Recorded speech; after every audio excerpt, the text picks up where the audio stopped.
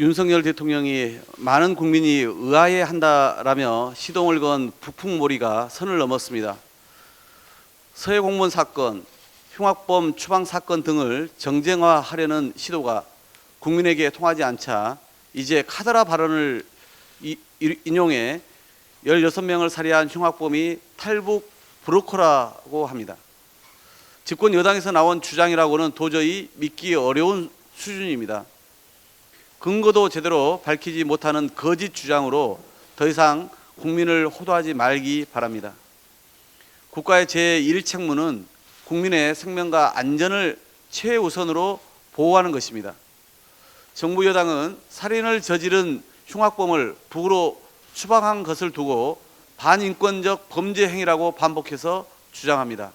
그렇다면 2명의 흉악범 인권을 지키기 위해 그들이 우리 사회에 있을 때 대한민국 국민의 인권이 위협받아도 마땅하다는 말입니까?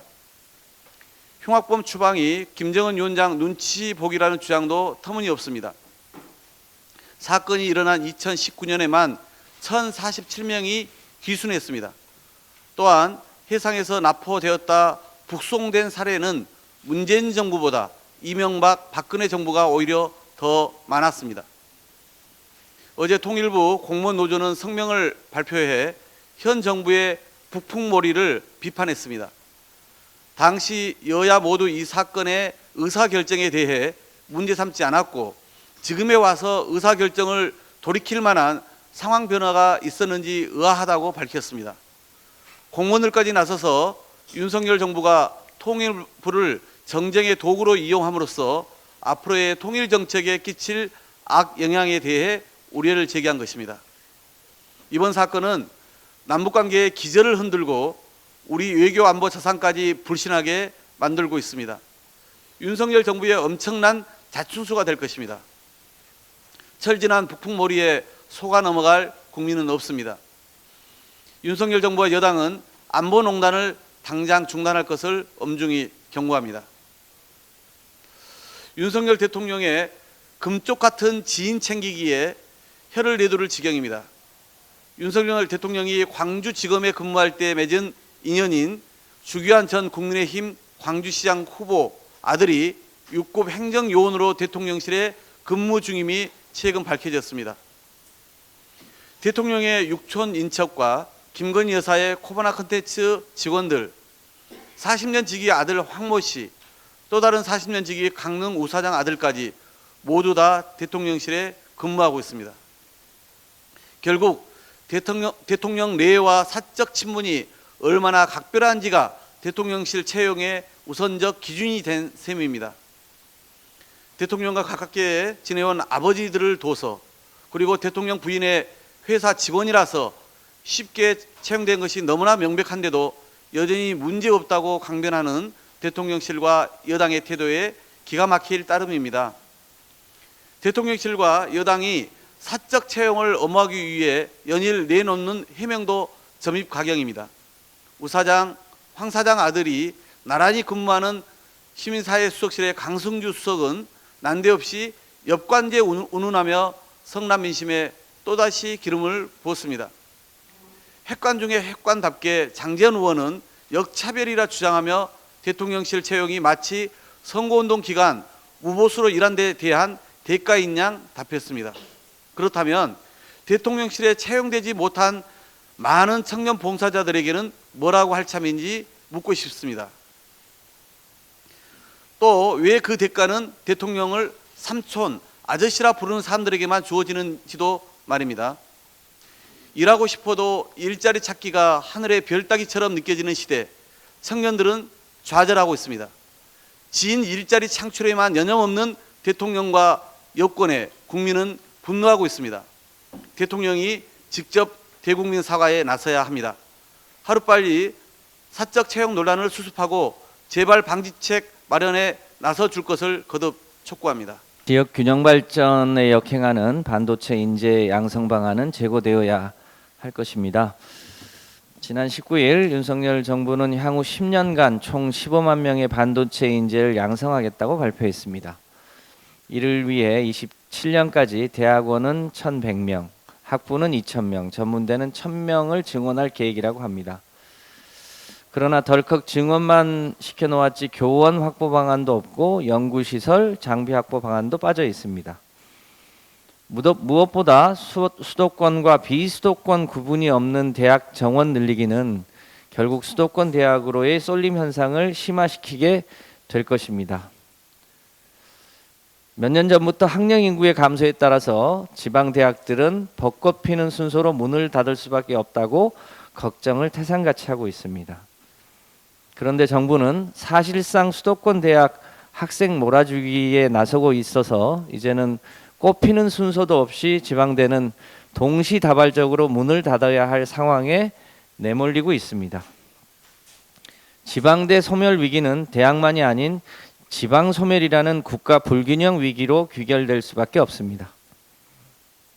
한편 2021년 4월 문재인 정부는 미래자동차와 바이오헬스, 차세대 반도체 등 소위 빅3 인재 양성 방안을 관계부처와 합동으로 발표했고, 이에 기초해서 미래 산업의 균형 있는 인재 양성 계획을 추진해 오고 있었습니다. 윤석열 정부는 불과 1년 전에 발표한 정책과 성과를 애써 무시한 채 이번 정책을 추진함으로써 핵심 산업 분야의 인재 양성의 불균형도 초래될 것으로 예상됩니다.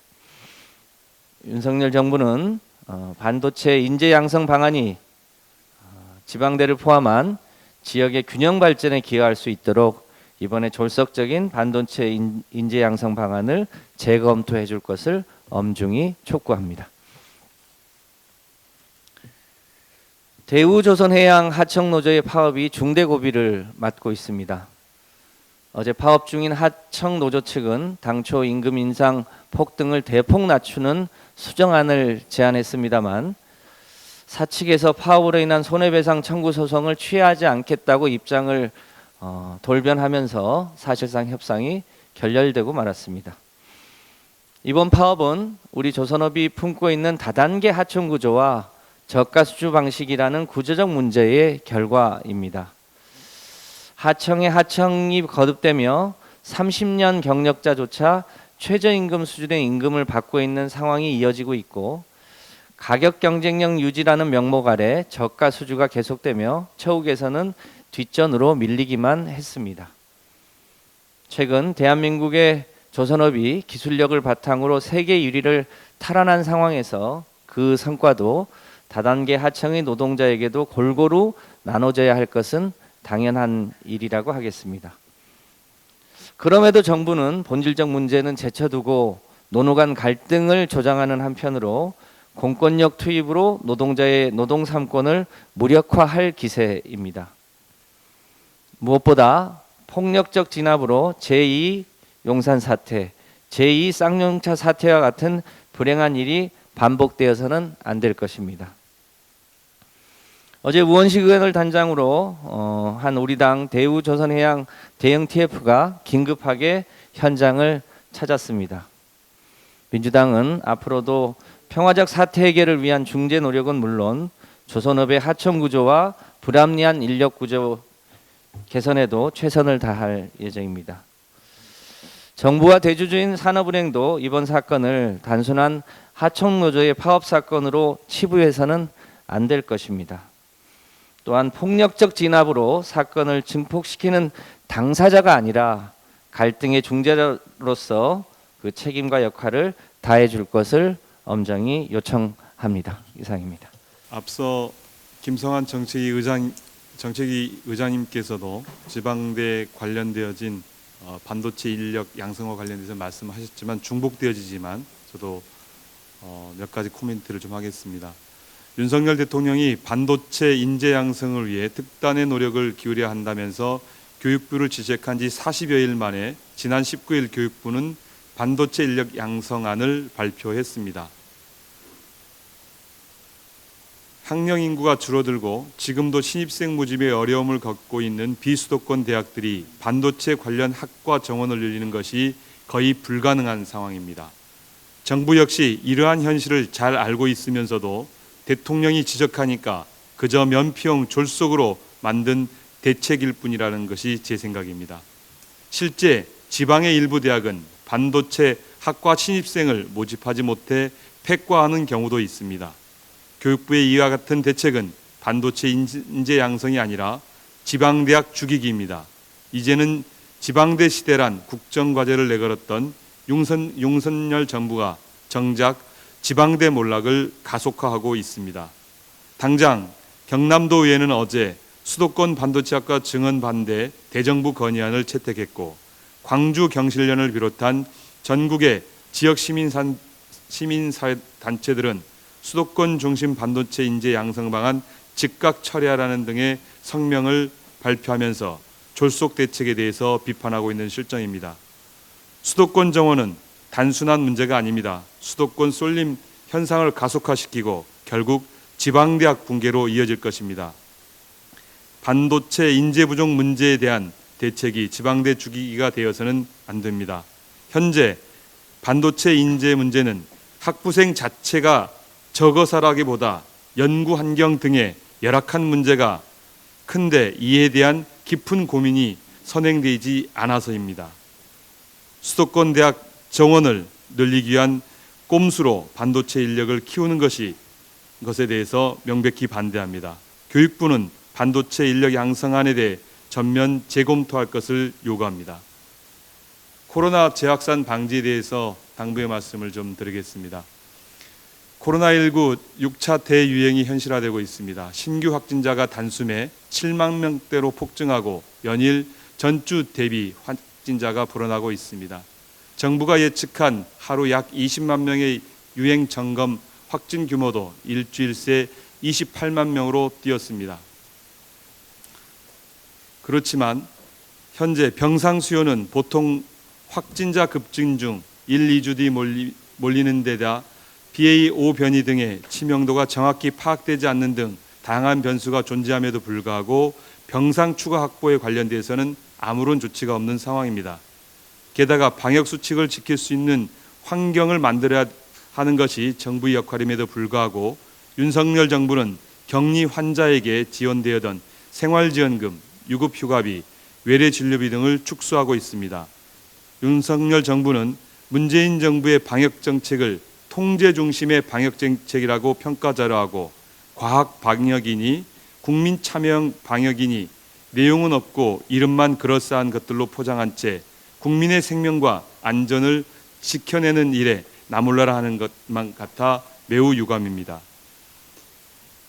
정부가 추진하는 방역정책을 부정하려만 하지 말고 국민의 생명과 안전을 지켜내는 일에 최선을 다해 주시기 바랍니다. 이상입니다. 박순애 장관은 의혹에 대한 질문마다 국회에서 설명하겠다고 답할 뿐 마치 아무 일도 없는 것처럼 장관직을 수행하고 있습니다. 장관 임명 이후에도 계속해서 새로운 의혹들이 제기되고 있습니다. 또 다른 논문 중복 게재 사실이 드러났고 그 과정에서 표절로 인한 논문 투고가 확인되었습니다. 이는 지울 수도 감출 수도 없는 사실이 되었습니다. 이뿐만이 아닙니다. 논문 대필이나 수상 실적 위조 등으로 대표가 구속된 입시 컨설팅 업체로부터 자녀의 생활 기록부를 첨삭받았다고 합니다. 생활 기록부 작성과 정정 권한은 오직 교사와 학교에 있습니다. 현행 초중등교육법에 따른 교육부 훈령 학교 생활기록 작성 및 관리 지침에 의하면 학생부 정정은 객관적인 증빙 자료가 있는 경우로 한정하고 이 경우에도 학업성적관리위원회의 심의 절차를 거쳐야 합니다.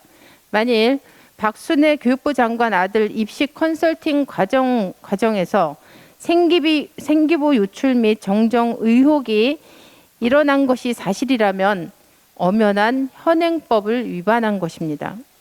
지금 교육계는 600만 아이들을 대신해 교육부 장관만이 지켜낼 수 있고 지켜내야 할 지방교육 재정 교부금 논란, 반도체 인재 육성이라는 명분으로 추진되고 있는 지방대학 죽이기, 국가교육위원회 출범, 국가교육과정 개정, 제대로 치유되지도 못한 코로나 상처에 더해지고 있는 코로나 확산 등 준비하고 해결해야 될 문제들이 산더미처럼 쌓여 있습니다.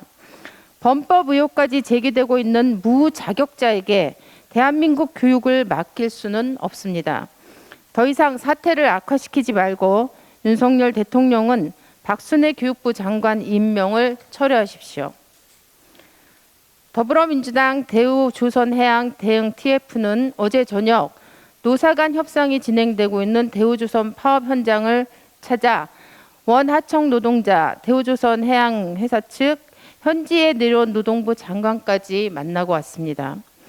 50일째 지속된 파업을 해결하기 위해 대우조선 하청 노동자들은 임금 원상 회복도 노조활동 인정 요구도 사실상 거의 대부분 양보하였습니다. 그럼에도 불구하고 사측이 주장하는 8천억이라는 파업 손실에 대한 민형사상 책임 문제가 제기되어 협상은 다시 원점으로 돌아간 상태입니다.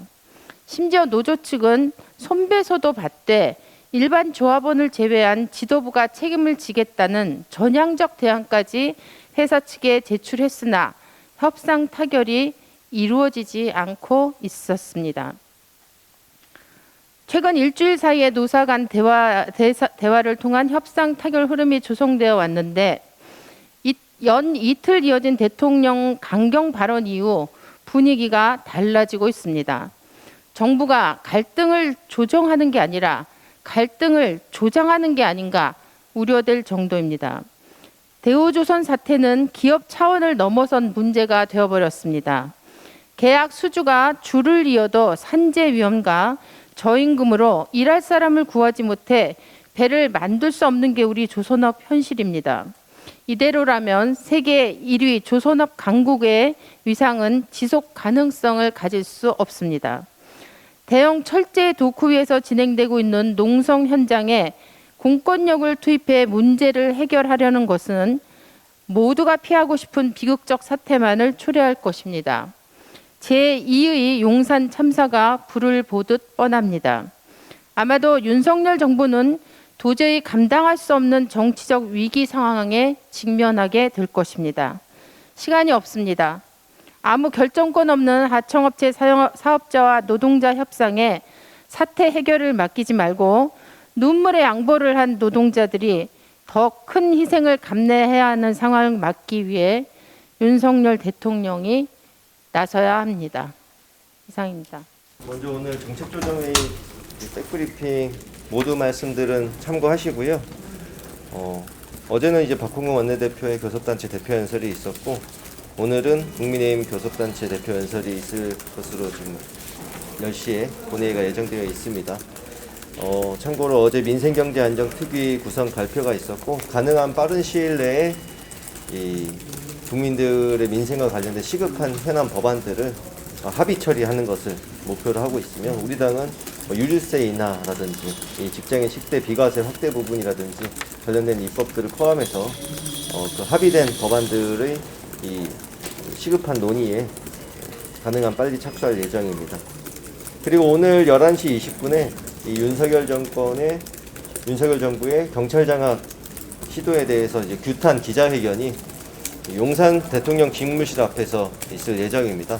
우리 당 경찰 장악 저지 대책단 위원들과 원내 대표단 일부 위원들 해서 이 경찰 직협위원장도 이 단식 농성 중에 병원에까지 실려갈 정도로 이 현장에 경찰관들이 참 격렬한 반대를 하고 있고 국민들도 분노하고 있는 이 사안을 이렇게 강행하려는 이 태도에 대해서 결코 용납할 수 없고 좌시하지 않겠다는 우리 당 차원의 이 엄중한 경고를 국민을 대신해서 하러가는 그런 자리라고 생각해 주시면 좋겠습니다. 많은 관심 부탁드립니다. 네, 그리고 오늘 이 정부 세법 개정안이 발표가 예정되어 있는 것으로 알고 있는데요. 이런 부분들이 저희 당이 누차 어제 원내대표께서도 지적을 하셨듯이 이 대기업 법인세 최고세율 인하라든지 부자 감세 또 거액 자산가의 과세 기준을 좀 상향함으로써 이 초고액 자산가들에게만 이 비과세 혜택을 부여하는 이런 부분들이 결국은 개미 투자자들 우리 서민들 우리 국민들께 증세로 부담이 전가되지 않을까 하는 우려 속에서 만약 발표가 있을 때 이런 부분들이 포함되어 있다면 이 정책 우리 당 정책위의장님의 주재로 이 기자 간담회를 또 개최할 준비를 하고 있다. 이렇게 말씀드리겠습니다. 이 정도로 말씀드리고요. 추가적으로 이제 원구성 협상과 관련해서 많은 분들이 궁금해하고 계시는데 어제와 동일하게 상대 교섭단체의 이 측의 이런 협상 제안이라든지 회동 제안이라든지 또 의장실의 이런 소집 말씀이라든지 이런 연락이 아직은 없었고요. 아무래도 오늘 교섭단체 대표 연설이 예정되어 있는 만큼 이 부분이 좀 끝나고 난 뒤에야 이런 협상 회동이 좀 잡히지 않을까 그렇게 저희도 예측만 하고 있습니다. 네, 혹시 이런 시간이 예정되거나 특정되면 따로 안내 드리도록 하겠습니다.